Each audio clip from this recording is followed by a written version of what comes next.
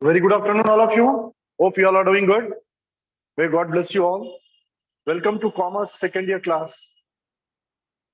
Yesterday, we did few short answer questions, okay, which were very important and expected to be asked in your advanced supplementary. 5 markers we did yesterday. Today also, we'll continue with a few SAQs and then we'll go to very short answer questions, right? So, to begin with,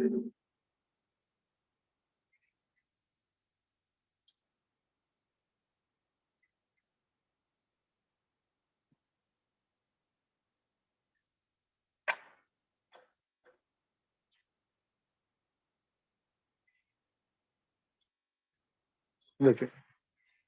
Yesterday we did this differences between primary market, secondary market, different types of speculators. Now let us take this question, that is, what are the characteristics of an entrepreneur? What are the characteristics of an entrepreneur? Now, who is an entrepreneur, first of all? To put it in very simple language, I would say entrepreneur is a person who is self-employed and who generates employment.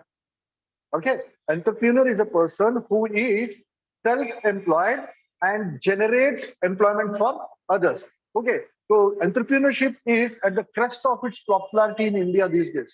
Okay, many people, they are moving towards being entrepreneurs rather than taking up some job. So now, who is an entrepreneur? Again, I would say entrepreneur is one who should dare, innovate, initiate, organize the business and create employment. Okay. Now, let us see what are the characteristics or what are the features of a this thing, entrepreneur. The first feature is innovation. What is the first feature? It is innovation. Every entrepreneur has to have innovative mentality. He should have innovative, uh, like-minded thinking. Okay, because if he depends on others or if he does business conventionally or traditionally, he will not flourish. He will not be successful in the market. I'll give example. See, there are two words. One is invention. One is invention, and the other one is innovation. Other word is innovation. Invention is one type, but innovation is a continuous process, right? Invention. Graham Bell invented telephone. That was one time activity. But then after that, after telephone, we got wireless, cordless phones, then we got mobile phone, and in mobile we are getting upgraded features in camera, all those things, isn't it? The second part, what I am discussing, is called as innovation. So innovation is a continuous activity.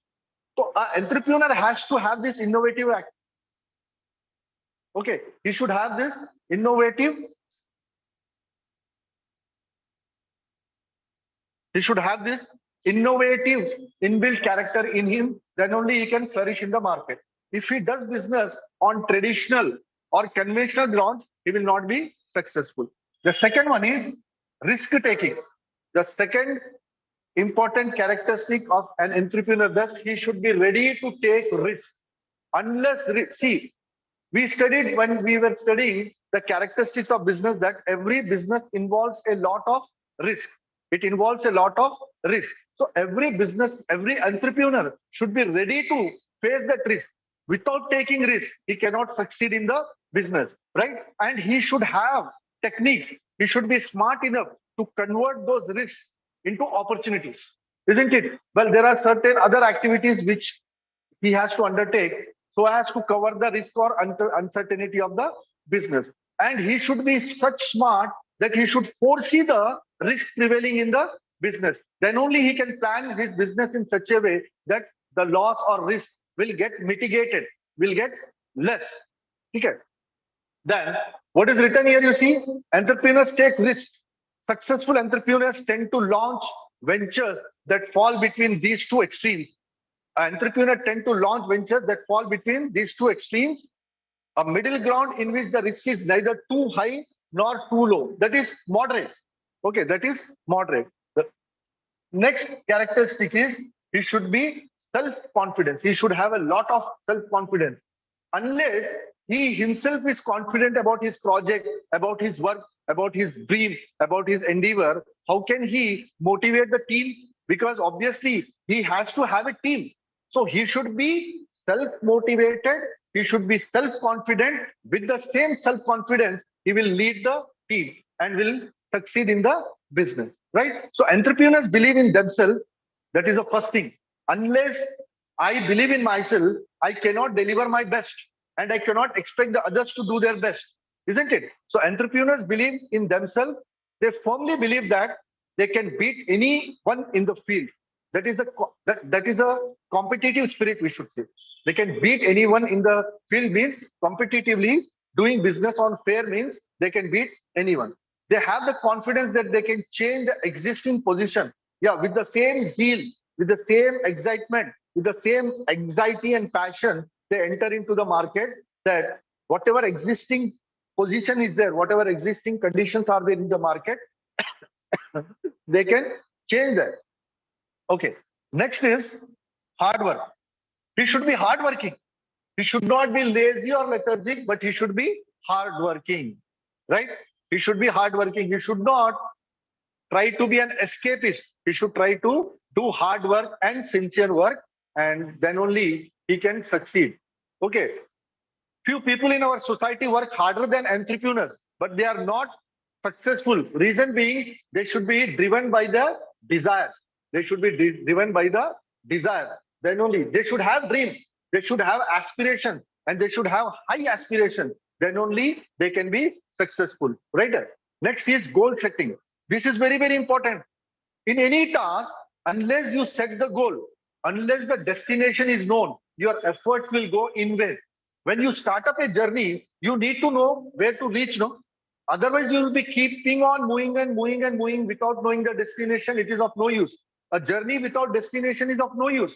So whenever any entrepreneur starts any enterprises, he will set some goals. Like suppose in the year 2021, a particular entrepreneur achieved a turnover of 10 crores, right? Then for the year 2022, he should set the goal to be 15 crores, right? What is the gap here? It is 5 crores. And then what should be done? What are the changes to be brought in the enterprises to cover this turnover of 5 crores? That planning they should do, right? If there is a goal, they automatically get motivated to achieve that goal. So goal setting is a very important characteristic of any entrepreneur. Entrepreneur get happiness by setting and striving for goals. See, not only him, even the team gets motivated looking at the targets, looking at the goal set, and they'll be continuously working towards achieving that goal. Okay, so entrepreneur gets happiness by setting and striving for goals. They may not always achieve the goals. See, if you plan, there is no guarantee that the plan will let you success. The plan will get you success, but plan will definitely help you achieve your target. In the same manner, you set goals, not necessarily that every time you achieve the goals, but your effort should be 100%. Okay. Next is accountability. An entrepreneur should be one who enjoys success and also should shoulder the responsibility for failure. He should not be an escapist. If something goes good, I did it, and something goes bad, you did it. This should not be the mentality of an entrepreneur. He should be ready to enjoy success and also be ready to face the failure. So he should be shouldering responsibility for both the good and the bad. So that should be the character of an entrepreneur. Next one is leadership.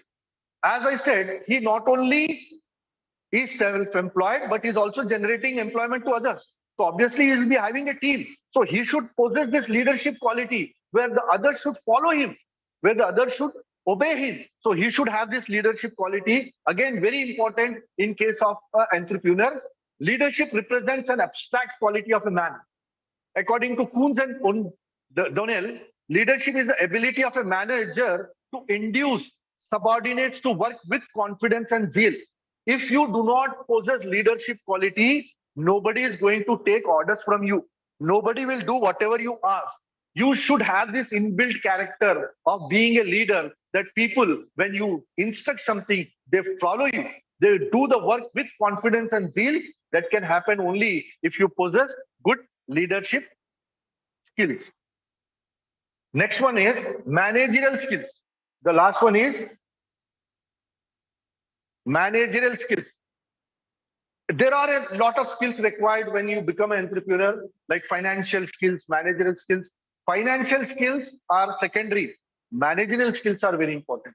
How you manage certain things in your enterprises, that is very important. There can be certain situations which will be very critical. How you manage those things, like suppose there is a strike. Let us say in your enterprises there is a strike. How will you manage? How will you handle the situation? That shows your managerial skill, right? You should convince, you should persuade your team to call up the strike and start doing the work. That you can do only if you know how to manage situations, right? So then he opined that a person who is to become an industrial entrepreneur must have the drive to earn profits, amass wealth. Hence, the entrepreneur requires the managerial skills for achieving the goals of the enterprises. The managerial skills of an enterprise refer to ability to formulate a clear and well thought out policy and ensuring proper balance between the duties, responsibilities, rights, and authority of different persons. He should be well versed with all these things. Okay, so these are the 8 points what we have studied are the characteristics or features of a entrepreneur. Sorry. Okay. Hope you understood it. Then we have we have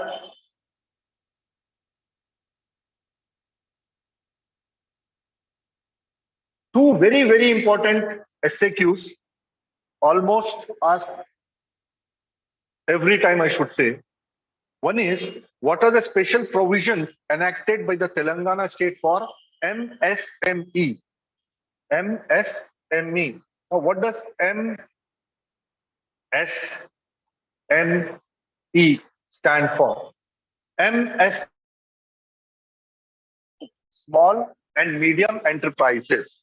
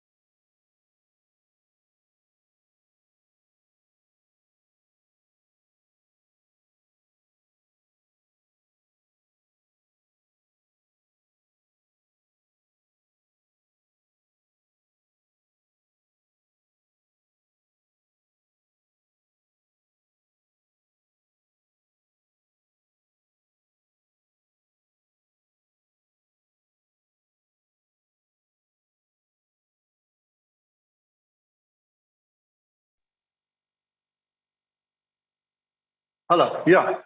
So again, let us take up this question number 4 again. I said again, very, very important, almost asked every time. So what is the question? What are the special provisions enacted by the Telangana state for MSMEs? Now, what are MSMEs? Micro, small,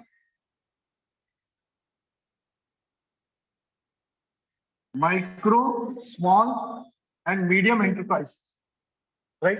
Now that the government is not able to provide employment, government is rather encouraging the youth and the learned people to start up their setups, and government is providing some privileges, tax benefits, and loans at a subsidized rate so that they can start their own setups and become entrepreneurs and can be self-employed and provide employment to others also. So let us see what are the provisions or what are the special privileges the government of Telangana is providing to these MSMEs.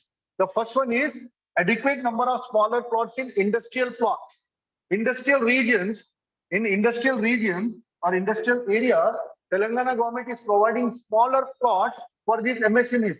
See, MSMEs are not having a large capital. Their investment capacity is low. They do not need large area. They need smaller plots. So Telangana government is trying to provide such smaller plots in industrial parks. Okay. The next one is special fund for addressing incipient sickness. Incipient means at the early stage. If any MSME is uh, going into losses or is on the verge of declaring to be sick, at that stage only Telangana government is providing special funds for them so that they can recover from the losses and they can continue doing their business and flourish. Next is special fund for IP registration. IP is, I told you, intellectual property. For every system we have a IP registration, no? So that also government is providing a special fund for that. Next, special fund for anti-pirating assistance. Piracy is cloning. Piracy is copying. Suppose any product is manufactured by a small time enterprises, okay, and if it is copied, so obviously you'll get a big setback, you'll get a big hit. So Telangana government is providing special fund to have a check on such activities in the market. Next, special fund for technology transfer. See, unless MSMEs adopt advanced technology, they cannot compete with the other products available in the market, right? And MSMEs have low investment capacity, right? So they will not be able to purchase the technology or they will not be able to purchase advanced machineries which will affect them in competing with the other companies. So that is why Telangana government is providing funds so that they can adopt the modern technology and good machineries and produce superior quality goods. Next is reimbursement of land conversion charges for units in old land. Suppose there is a entrepreneur who is having his own land and he want to have a business setup on that, then the Telangana government is reimbursing the cost of the land to that particular entrepreneur. With that amount, he can start a setup on his own land. Next is marketing assistance to participate in national and international trade shows. As I told you, their investment capacity is very low. Okay, the investment capacity of a MSME is very less. They will not have enough fund where they can display, where they can disclose their talent. So Telangana government is providing a platform where they can participate in national and international shows and show their creativity, isn't it? You see now, handloom industry is there, handicraft industry is there. They are so creative, but they do not get a good platform. So government of Telangana is doing that where they can display their skills.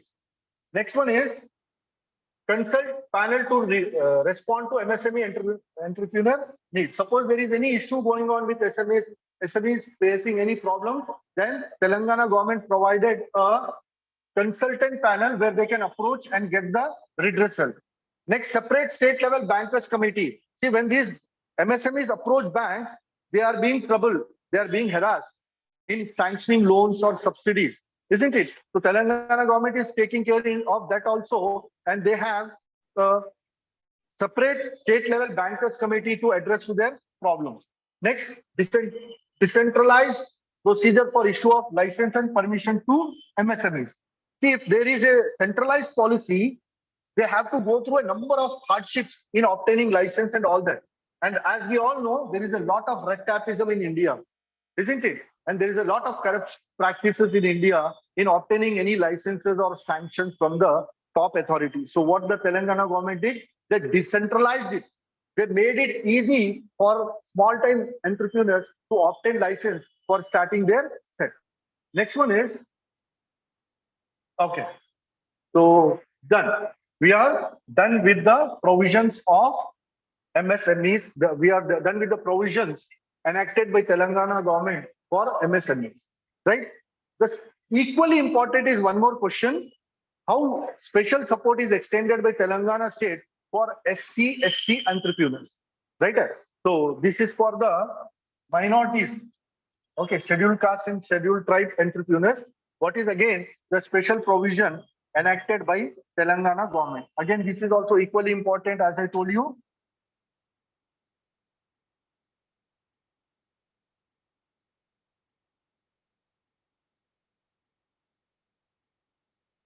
Okay, go through the points. Again, we have around 7 to 9 points and they fetch you 5 marks for sure.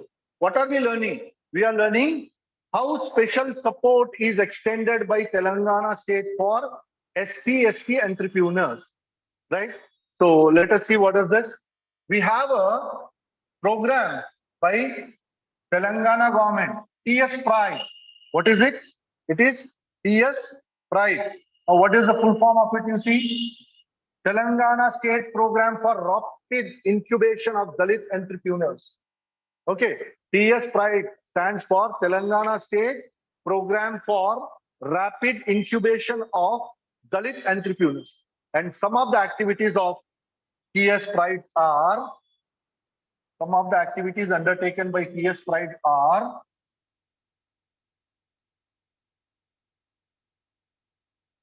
first one, special direct funding program for financing SC/ST entrepreneurs.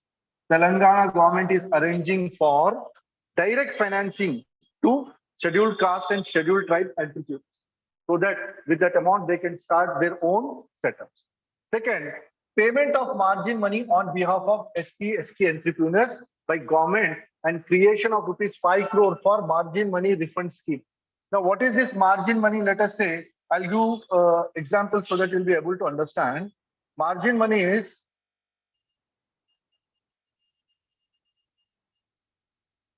normally we mean margin money means we mean the down payment. Let us say, suppose there is a MSME which approaches a bank for a loan. Let us say they want a loan of 10 crores, right? And bank has asked them to deposit 2 crores first. Bank also want to see whether they are financially be able to repay the loan or not. So bank has said that your project requires 10 crores. So you deposit 2 crores with us. We will sanction this 8 crores, right? So this is called as margin money here. So the Telangana government, the government of Telangana is providing this margin money. Okay, on behalf of SC/ST entrepreneurs, on behalf of SC/ST entrepreneurs, Telangana government is paying the margin money. Okay, so that is it. Then preferential allotment of lands in industrial parks and reservation of 22% land in industrial estates. In the last answer also we have learned to promote MSMEs, government is providing smaller plots to the MSMEs in industrial park, industrial region, industrial area. So here for SC/ST candidates, 20% of such land is reserved. Okay, 20% of such land is reserved for SC/ST candidates in industrial parks. Next, supplier diversity opportunity in large industries. Okay, they are allowed to approach. Diverse means a number of, not only from one supplier, they can acquire raw material from a number of suppliers. Okay, they are having a supplier diversity opportunity, they can approach any number of suppliers. Next, state departmental procurement policy in tune with Government of India's SME procurement policy of 20%. Out of the total product of the MSME, 20% is procured by state government. 20% of the output of any MSME is purchased by state government. Okay, so they are guaranteed that their product is getting sold. So 20% already is sold, is purchased by the government. The rest 80%, they can do marketing and sell it in the market. Okay. Next, organizing intensive entrepreneur and skill development programs.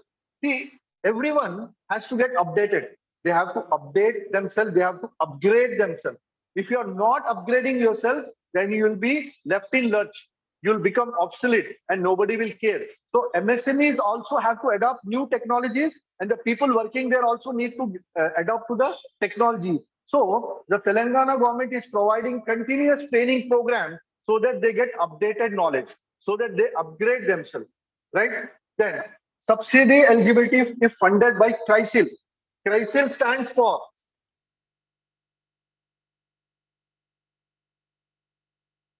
Credit Rating Information System of India Limited. Like for individuals, we have CIBIL. For individual credibility, we have an agency called as CIBIL. Similarly, for agencies, for institutions, we have something called as CRISIL. CRISIL stands for Credit Rating Information System of India Limited. And NBFC stands for Non-Banking Finance Corporation. NBFC stands for Non-Banking Finance Corporation. So if CRISIL rating is given, okay, CRISIL is the agency that gives rating to the performance of MSMEs. So CRISIL rating is good, then Telangana government is arranging for subsidy in loan from NBCs. Suppose a MSME took a loan of 10 crores and its CRISIL rating is good, then they are given a subsidy of 3 crores or 4 crores. They don't have to pay that 3 crore rupees. They'll pay only 7 crore rupees. That is the subsidy amount. Then interest subsidy for service sector unit other than transport sector. Any other sector is there other than transport sector. For such sectors, interest subsidy is also being given. Suppose any service sector has taken a loan and they are supposed to pay interest, then the Telangana government is arranging for subsidy even in the interest amount, not only the principal amount, but also the interest amount. Then organizing like Dalit India Chamber of Commerce and Industry involved in planning, implementing and monitoring special program for SC/ST. Okay, so this is organization having all these minorities. Then representation in all the district and state level committees. These MSMEs get representation in all the state and district committees, right? Even if you are able to write 7 points of this, of the 9, if you learn 7 points also, that is more than enough. It will fetch you 5 marks. You choose the one which are very easy and just learn them and draft. Okay. So then moving forward, we'll have a quick review, or let us say we'll go for VSAQs. We'll go for VSAQs. There are some 10 VSAQs I have prepared. If you learn this 15, out of this I'll take some 10 which are very, very important. If you're perfect with this 10, you'll be able to answer 5. Okay, you'll get 8 questions. Remember, I told you the blueprint. You'll get 8 questions where you have to answer any 5. 5 to the 10. So what is the first one? The first one is, who are jobbers and brokers? These two terms are related to stock market. These two terms are related to stock exchange. Jobbers are the person who purchase securities for himself. He cannot purchase securities for non-members. He will purchase securities for himself. He can do trading with other jobbers, or he can also do trading with brokers, but he cannot do trading with non-members. Okay, and he works for a profit, and he does business on a small scale. A jobber does business on a small scale. He works for profits, and he deals with limited number of shares and securities. Next is broker. Broker is the link between jobber and general public. So broker can buy on behalf of general public, but a jobber is not allowed to buy securities on behalf of public. A broker can buy. A broker is a link between jobber and general public. And broker works for commission. He works for commission and he does business on a large scale. Okay, if you write these three lines, it is enough. Next is permitted securities. Now, before knowing permitted securities, we need to know what are listed securities. What are listed securities? See, listed securities means a company getting its securities, shares or debentures registered with any of the stock exchange in India. Right? If a company, let us say there is Reliance Industries Limited, they are issuing some shares, and these shares are registered with stock exchange, any stock exchange in India, then we call these shares or securities are listed securities. What is the benefit of listed securities? Listed securities are trustworthy. People will easily buy. People will easily trust and buy listed securities. So suppose there are around 23 stock exchanges in India. Then we have National Stock Exchange and Bombay Stock Exchange. Suppose Reliance Industry has registered its security in NSE. I'm giving some examples. Then for NSE, we call those securities as listed securities. And they can do trading in NSE. They can also do trading in BSE, but for BSE, they are called as permitted securities. See the difference? Listed securities means it is the if your securities are listed with one particular stock exchange, your securities are called as listed securities. And if you are allowed to do business in some other stock exchange in India, then for that stock exchange, your securities are called as permitted securities. Okay, next we have RTGS. RTGS stands for real-time gross settlement. I repeat, it is real-time gross settlement. It is a method of fund transfer from one bank account to another bank account. If I want to transfer amount, let us say I am a businessman, say I am X Limited, there is Y Limited. Y Limited sold some material to X Limited. They have to transfer, let us say, 5 lakhs rupees to Y Limited, right? They can do it through RTGS. And as I said, RTGS stands for real time gross settlement. Real time gross settlement. Real time means within no time. The moment we transfer it, immediately the beneficiary will get that amount without a single movement. Immediately will get. And gross settlement means individually they will be cleared. They don't have to wait for any time.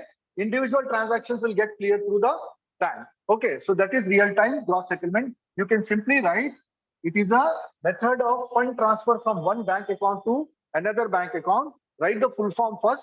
Real-time gross settlement. It is a method of fund transfer from one bank account to another bank account in real time. Okay, and there is a limit. The amount should be more than 2 lakhs. If it is small amount, you cannot do RTGS. You have to have a transfer of at least 2 lakhs. Maximum, there is no limit. Maximum, there is no limit. Then we have cash credit. Cash credit is a sort of loan. Okay, cash credit is a sort of loan, but what is difference is in loan amount, you have to pay interest on the total amount sanctioned by the bank. Suppose you have availed a loan of 10 lakhs, whether you utilize that amount or not, you have to pay interest on 10 lakhs. But in cash credit, this amount is extended towards some security. If you don't utilize, you don't have to pay interest. Suppose you have a CC of 10 lakhs. You have a cash credit of 10 lakhs. But in 1 month, you have availed only 3 lakhs rupees. Then you have to pay interest on 3 lakhs only. But if it is a case of bank, you have to pay interest on the principal amount, that is 10 lakhs. Next, hawkers and peddlers. Hawkers and peddlers are itinerant. Okay, they are the itinerants who do not have a fixed place of business.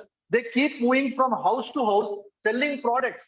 We see in our society, in our locality also, no, vegetable vendors, banana vendors, small article vendors, toy vendors, flower vendors, fruit vendors. They come, they come and sell the product from door to door. They do not have any fixed place of business. They do not sit at one place. They keep roaming in search of the customer from door to door. Next is NEFT. NEFT is like RTGS only, where RTGS stands for real-time gross settlement.